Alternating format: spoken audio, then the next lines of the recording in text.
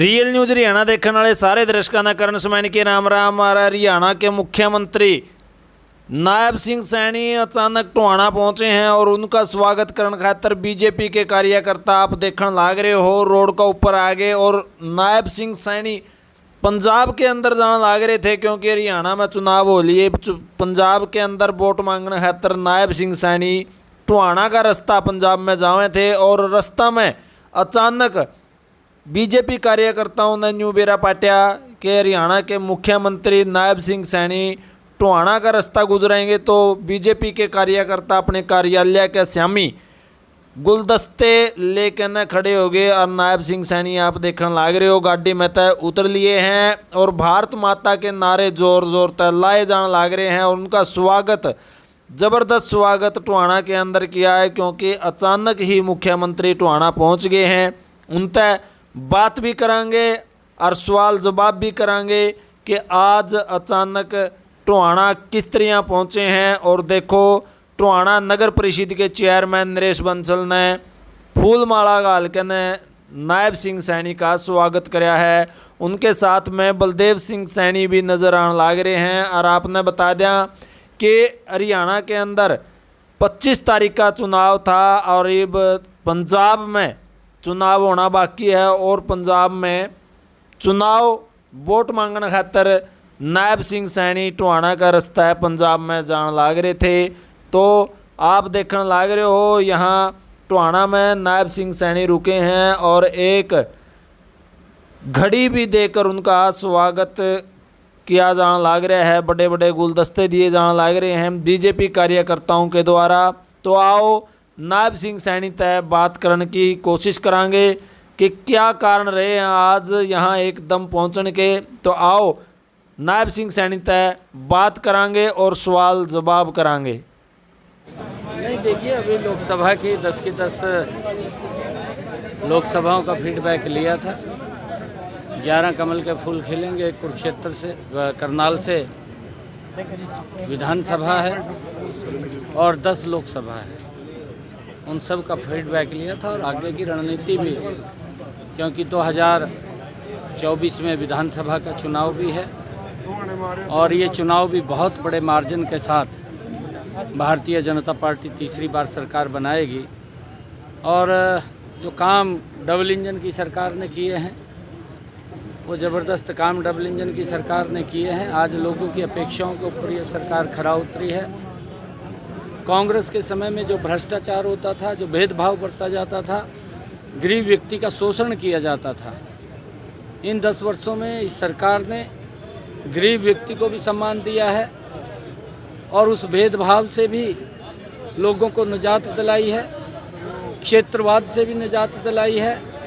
सबका साथ सबका विकास लेकर के सरकार काम कर रही है और डबल इंजन की सरकार और गति से हरियाणा प्रदेश को आगे बढ़ाने का काम आदरणीय नरेंद्र मोदी जी के नेतृत्व में करेगी। आज देश ने ये मोहर, जो 6 चरण के चुनाव हुए हैं, ये मोहर तो लगा दी है कि मोदी जी 400 पार सीटें जीत करके तीसरी बार सरकार बना रहे हैं। आज पंजाब के अंदर भी वो जाने का मौका मिल रहा है। 1 तारीख को वहाँ पर चुनाव है और लोग वहाँ की सरकार से ऊब चुके हैं। पूर्व में जो सरकारें वहाँ पर रही हैं, चाहे वो कांग्रेस की रही है, चाहे अकाली दल की रही है और चाहे अब आम आदमी की है, लोग भुगती रहे हैं।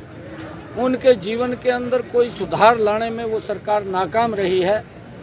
अब लोगों को, पंजाब के लोगों को भी एक विश्वास नरेंद्र मोदी जी के ऊपर है कि मोदी जी ही कुछ कर सकते हैं, बाकी और कोई कुछ नहीं कर पाएगा।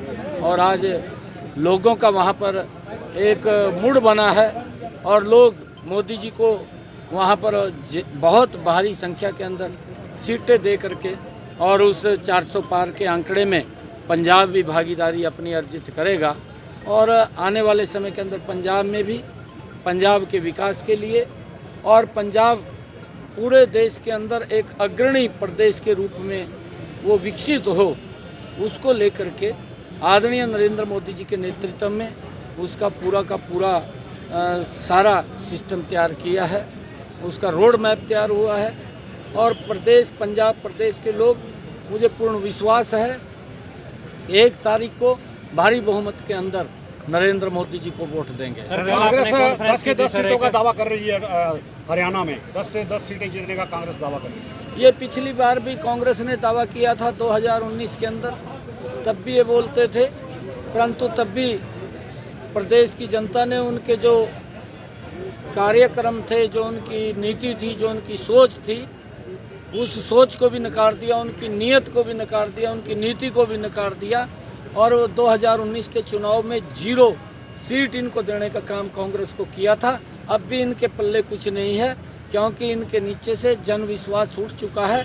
अब तो एक ये ढांचा खड़ा है कांग्रेस का, और वो भी भ्रष्टाचार की जर्जर हालत के अंदर खड़ा है।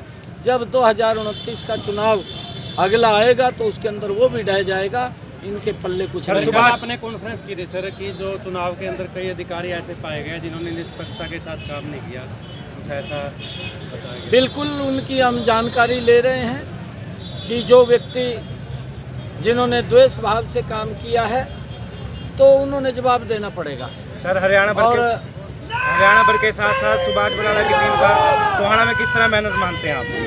देखिए, टोहाना के अंदर मेरा कई बार आना हुआ है। जब मैं प्रदेश अध्यक्ष बना था तब भी टोहाना के अंदर आया था, और टोहाना के लोगों का बड़ा स्नेह और प्यार यहाँ पर मिला था। उसके बाद भी मैं आया हूँ, 2 कार्यक्रम मैंने किया, अभी चुनाव के अंदर भी किया, मुख्यमंत्री बनने के बाद आया था। और हम टोहाना के लोगों को धन्यवाद देते हैं कि उन्होंने इस प्रकार से इस चुनाव में शांतिपूर्ण ढंग से हिस्सा लिया है, और लोकतंत्र के इस महापर्व को मजबूत करने के लिए यहाँ के लोग निकल करके आए हैं। सभी को मैं बधाई देता हूँ। और 4 जून को जब रिजल्ट आएगा, ये सिरसा लोकसभा भी बहुत बड़े मार्जिन से जीत करके नरेंद्र मोदी जी के पास यहाँ से शहर में जो मतदान कम हुआ है, ग्रामीण क्षेत्र में ज़्यादा हुआ, क्या कर रहे हैं?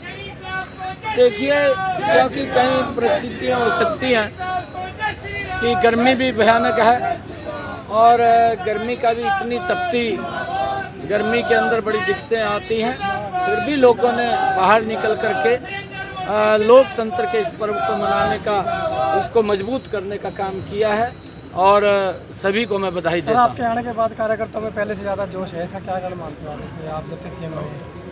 आज देखिए, जो कार्यकर्ता हमारे वो सब सम्मानित व्यक्ति हैं, और हमने कहा भी था कि 4 तारीख के बाद हमारा कार्यकर्ता मजबूती से लोगों के काम कराएगा, और कराएगा। हम किसी कार्यकर्ता को, किसी के सम्मान को कम नहीं होने देंगे, क्योंकि हमारा कार्यकर्ता दिन रात मेहनत भी करता है, मेहनत करके लोगों के काम करवाता है। अधिकारी की जिम्मेवारी है कि अगर हमारा कोई कार्यकर्ता उसके पास काम लेकर के जाएगा तो उसको वो सुनिश्चित करेगा।